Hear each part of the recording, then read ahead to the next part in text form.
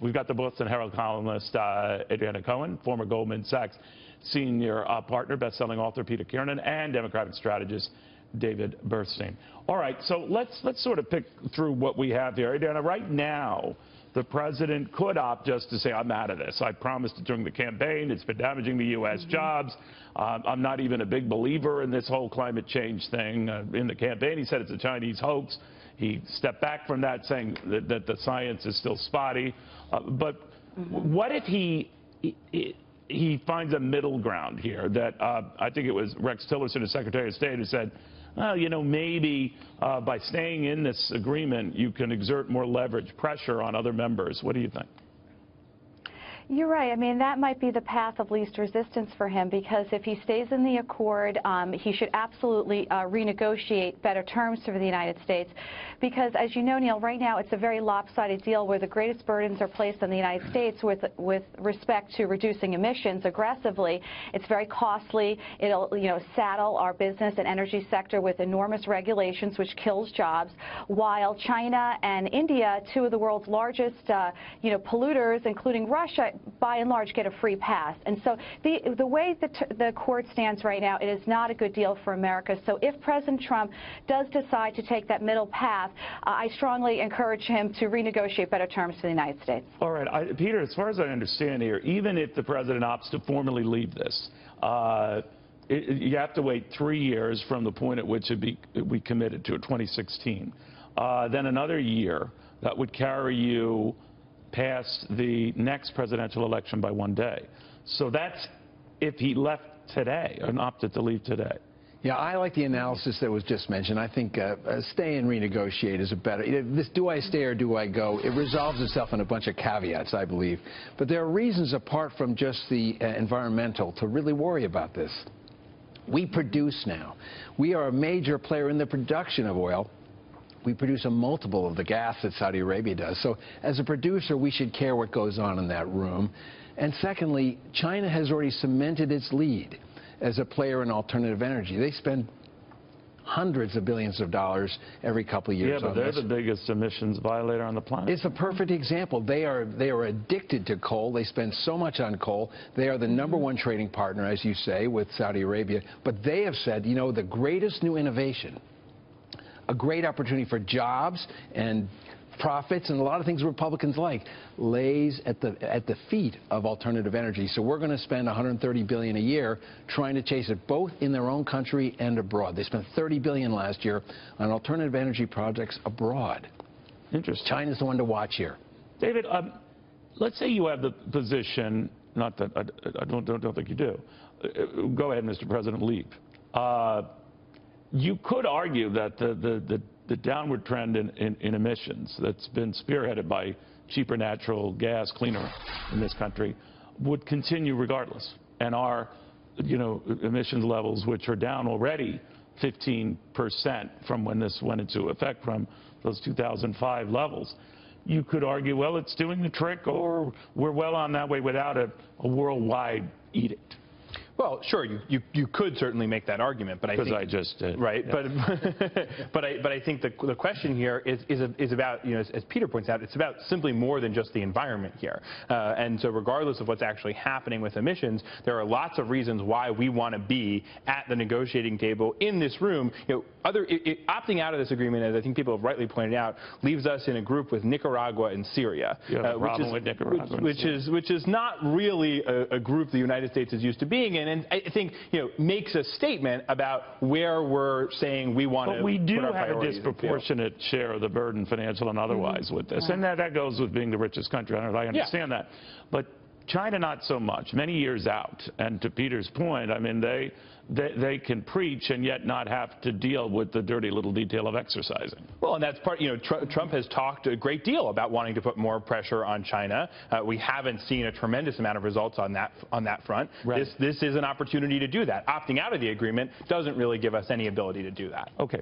Adriana, one of the things I always think of with this, and maybe Peter is right to talk about this leverage issue and try to use being in this, but again, I keep coming back to maybe global market forces themselves, certainly internally in the United States. States, whether you're talking cleaner, more environmentally friendly fracking procedures, what's going on with natural gas, that belonging to a club, agreement like this, whatever you want to call it, there could be very little rationale behind it. I mean, I understand others are all part of it. You're not, you want in. But in for what? What leverage and what are you trying to get when it's happening already? And we're doing it already, even if we opt out. What do you think?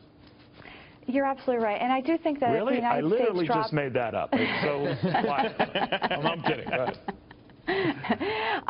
But what I want to say is I know, you know, people are saying, oh, well, do you want to join Nicaragua, let's say, and Syria as the only two countries that are not participating in this? But the reality is if the United States pulls out, so the thing may very well fall apart, and then we'll have many more countries also exiting the agreement. So I'm not so concerned with who we're keeping company with. I do want to say that, you know, Donald Trump, when he campaigned, he made promises to the American people that he was going to be a jobs president. He was going to cut regulation that is, you know, throwing a wet blanket off economic recovery. And by injecting ourselves, you know, by sticking in this accord, you know, it's undoubtedly going to be hurting us economically, which gives a big economic advantage to China. So it's no wonder that China wants the United States to remain in the accord, because it gives them an advantage. I'm not pro or con here. I'm just saying that the president, I don't think, can make a bad decision on this. I know what certainly the fears that have been raised, and I agree with David in that respect. But, Peter, one of the things I see here is that the trend is actually the president's friend here. So play out the possibility he says, no, I'm sorry, France is going to get in Le Huff or whatever, but I'm not going to do this. I don't see any valid reason to do so. I'm more interested in American jobs. I think it was even Gary Cohen, his economic advisor, had said that if the president had to choose between a clean environment and jobs, he'd pick jobs every time. So maybe that's what this is coming down to. If it boils down to something that simple, I would say, of course, he'll go with jobs. My argument would be, look at how this thing was formulated. It was really done in the final closing weeks of the Obama administration. It was not ratified by the Senate. This isn't something that's broadly approved of by the American people. This was done It's kind of like the Iran deal. It was very like the Iran deal. It's done in a small group, and the difficulty is that what I think the president doesn't want to do is get painted into a corner by Obama. And what he could do is go and renegotiate the terms, say, you know, those terms, we're not going to meet them. We can't do coal. We can't do some of the things with natural gas and fracking and meet those terms. So he could play with the gold numbers. How would you feel about that? Let's say he does that. That has come up increasingly as like a middle ground here. I'm going to stay in this club. I'm going to, like he did with NAFTA, I'm going to renegotiate the whole thing. But how would his supporters look at that? How would the rest of the world look at that? I guess they'd be pissed that he's changing what we agreed to, but at least he's not opting out. Well, I think in terms of selling things to Donald Trump's supporters, I think he's got a pretty good ability to sell whatever he wants to sell to his own supporters. And I think so regardless of whether he stays in or not, I'm sure he's more than capable. One thing he's very good at is being able to make the argument about what's going on. I think the important thing to also look at here when it comes to jobs, though, is look at the number of CEOs across the country who are responsible for huge pieces of American job growth who have said this is an important thing to do. Look at Rex Tillerson, who probably knows more about the state of oil in this country than I would argue the vast majority of people who think it's a good idea to stay in. Yesterday, Exxon Herald, 2 out of 3 of them saying, so I think it's a part of what you're thinking. I think it's important to look at, you know, it's not as simple as just saying, well, you know, there's regulation here. Is that good? But you're looking at all the U.S. manufacturers who aren't keen on this and think that it's going to hurt them, right? Right. And a lot of unions who represent those jobs. But also we know that big parts of the future job growth are not necessarily going to come from those industries, despite what Trump is saying and promising, right? So it's important to look at the totality of the American business community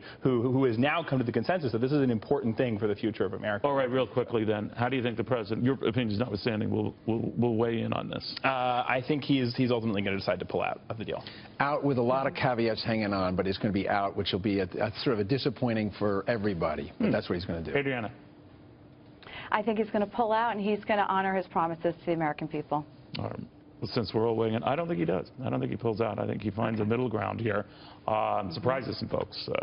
But again, I'm going to destroy this tape if I'm wrong. I hope you're right. We got to wait for the final rows. We'll see.